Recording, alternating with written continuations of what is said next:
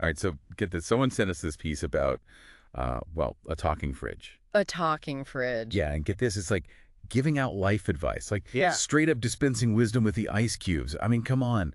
Who knew kitchen appliances were such philosophers? That's a new one. So what kind of life advice are we talking about here? Well, we're about to go on a wild ride with this one, but it's actually a pretty interesting, strangely compelling take on wealth and happiness, all coming from, you guessed it, a talking fridge. You've got to admit, that's pretty creative. I mean, using humor and absurdity to tackle these big topics. It's not your average self-help guru. Not at all. Right. Okay, so picture this. Our protagonist, they're staring at a mountain of bills. Their fridge is, well, it's on the fritz. Broken fridge, broken dream. Right. And then, to make matters worse, they find this note calling them a bad joke with an overdraft. Ouch. Yeah, talk about adding insult to injury. So the fridge is throwing shade. Oh, big time. But here's where it gets interesting. This busted fridge, it kind of becomes like a metaphor for the protagonist's whole, outlook on life. It's like this unexpected voice of reason. Interesting. Yeah, it's like challenging this whole obsession with material wealth, always comparing themselves to like Elon Musk and all that. Makes you wonder what the fridge has against Elon Musk. Right. And the fridge, well, let's just say it doesn't hold back. It actually calls out the protagonist for, get this, pseudo-spiritual poverty. Now, I got to ask, what does that even mean? Yeah, good point. That's a loaded phrase. Right. So basically, it's getting at this idea of, feeling empty inside despite having all this material success. Like they're chasing something more, but they're looking in all the wrong places. So it's like they're trying to fill this void with, well, stuff. Yeah, exactly. And the fridge is, in its own snarky way, trying to show the protagonist that real wealth isn't about the size of your bank account. It's about the richness of your experiences, the people you surround yourself with, and, that feeling of freedom to just live your life. And that brings us to the, drum roll please, the Fridge Manifesto. Fridge Manifesto. I love it. I know, right? This talking appliance, it lays out a 3-point plan for a fulfilling life. And surprise, surprise, none of them involve winning the lottery. Shocking, I know. So what are these magical 3 points? Well, the fridge really emphasizes time, freedom, and relationships as the real markers of wealth. Like, it contrasts the protagonist's ability to just, enjoy the simple things, like debating the meaning of life over leftover pizza at midnight, with the pressure and demands that come with being, well, Elon Musk. So even though our protagonist might be struggling financially, they have something Musk doesn't. The freedom to just chill, spend their time how they want without, like, the weight of the world on their shoulders. Precisely. And the fridge also points out the value of those genuine connections, the friends who would help you move, the family that's always got your back. Those are the real treasures, not a fancy car or a bigger house. It really makes you stop and think, doesn't it? It's so easy to get caught up in wanting more, more, more. But this piece, it reminds us to appreciate what we already have, even if it's not, the kind of wealth that gets splashed all over the headlines. And that's where the whole mindfulness thing comes in. It's like the fridge is giving our protagonist a crash course in gratitude.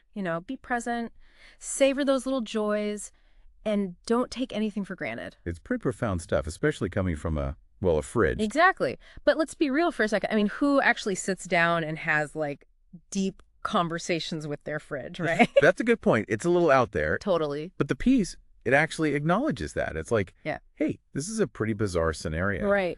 And it even suggests using it as, like, a creative writing prompt. They call it the poetry slam hack. The poetry slam hack. Okay, I'm intrigued. What's that all about?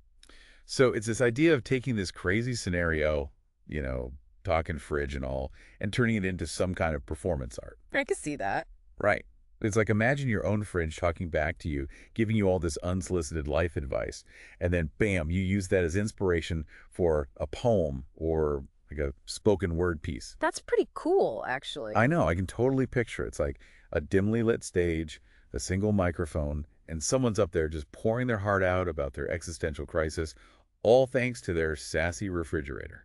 Definitely not your average poetry reading. No kidding. But I think that's the point, right? It's about using these unexpected elements, the humor, the symbolism, to really draw people in and get them thinking. Yeah, and one of the most striking images from the piece is this: the fridge compares the protagonist to someone standing in the ocean complaining about being thirsty. Oh.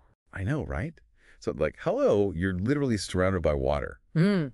But they're so focused on what they lack, they completely miss the abundance right there in front of them. That's such a powerful analogy, and it's so true. We get so caught up comparing ourselves, always wanting more, that we forget to appreciate what we already have. It's like scrolling through social media and feeling bad because someone else has a cooler car or whatever. It's so easy to fall into that trap. It is. But okay, let's get back to this poetry slam hack for a second. I'm still trying to wrap my head around how you turn like a fridge conversation into a performance piece. Well, think about it. By giving the fridge a personality, the piece gives it a voice, right? It takes this ordinary thing, something we all have, and turns it into this unexpected source of, wisdom and introspection. Okay, yeah, I see what you mean. It's like suddenly your toaster is giving you career advice. Right. Exactly. And the humor is key, too. It's not just about preaching or being all serious. Yeah, it's got to be engaging. Exactly. Humor makes us more open to these bigger ideas. It's like comedians who tackle tough topics, social issues, politics, all that. They make us laugh, but they also make us think. So in a way, this talking fridge scenario is like a Trojan horse for a deeper message about wealth and happiness. We're drawn in by the funny, quirky premise, but then it gets us thinking about our own values and priorities. I like that, Trojan horse. And the piece goes even further, too. It talks about specific techniques for crafting a performance, things like metaphors and symbolism, like how they use the pizza to represent missed opportunities. Yes, the pizza. Tell me about the pizza. Right. It becomes more than just a late-night snack. It's deep. It is. It's a symbol of, focusing on what we don't have instead of savoring what's right there. That's so relatable. Like ordering pizza when you have perfectly good leftovers in the fridge. We've all been there. We have. So this poetry slam hack, it's not just about writing a poem. It's about finding those creative ways to communicate these big ideas so that they actually stick with people. Exactly. It's about sparking a conversation, encouraging people to reflect on their own lives. It's making people think like, maybe my fridge does have a point. Maybe it does. And who knows, maybe this whole talking fridge thing will catch on.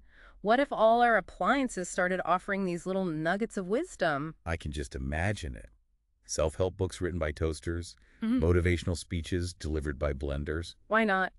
But all jokes aside, I think the real takeaway here is that we all have this potential to be more mindful, more grateful, more present in our lives. We don't need a talking fridge to tell us that. So true.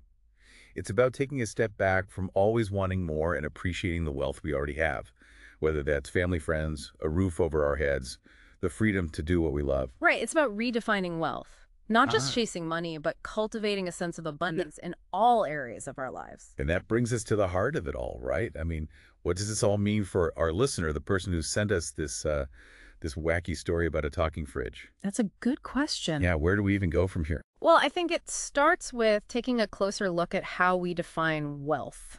Okay, I like that. Are we chasing after those external things, the validation, the possessions, or are we focusing on building that inner wealth, the kind that comes from, gratitude, meaningful relationships, and a life lived with, purpose? That's a powerful way to put it. It's a question we all need to ask ourselves, talking fridge or not. Right. It all goes back to that. And this piece, it really reminds us that true wealth is often found in the simple things, the time with loved ones, finding joy in your passions, those moments of peace, just the simple things. Those are the things that truly make life rich, not, a fancy new gadget or a bigger paycheck. I couldn't agree more. It's about shifting our perspective, going from always wanting more to appreciating what we already have. Yeah, it's about recognizing that abundance isn't about how much stuff you've accumulated. It's about that feeling of gratitude for all the good things in your life. And, this whole conversation about wealth and happiness, it reminds me of this quote I came across recently. It goes, "The richest man is not he who has the most, but he who needs the least." Oh, I like that. Right? It's about finding contentment in what you have. Yeah. Not constantly chasing after more. Absolutely. And speaking of finding valuable things, this piece ends with a little nudge towards a book called Poetry Master. Oh, yeah. Tell me about that. It suggests that learning to craft really impactful poetry can actually help us express these, deeper ideas in ways that are engaging and memorable. Interesting. So we're connecting poetry with talking fridges now. Well, think about it. Poetry at its core is about taking these complex emotions, these big ideas, and condensing them into language that's powerful and evocative. Right. I see what you're saying. And as we've seen in this piece, sometimes the most profound messages come in the most unexpected packages. Like, a conversation with a disgruntled friend. Who would have thought? So, as we wrap up this deep dive into the unexpected wisdom of a talking kitchen appliance, I'm left with one question for you, dear listener. All right, let's hear it. What would your fridge say if it could talk? What kind of wisdom, snarky or profound, would it offer up about your life, your choices, your own definition of wealth? That's a great question to leave our listeners with. It really encourages everyone to take a look inward, examine their own values and priorities. I mean, who knows? Maybe our fridges, these silent witnesses to our daily lives, they actually have more insight than we give them credit for. Stay creative, Stephen.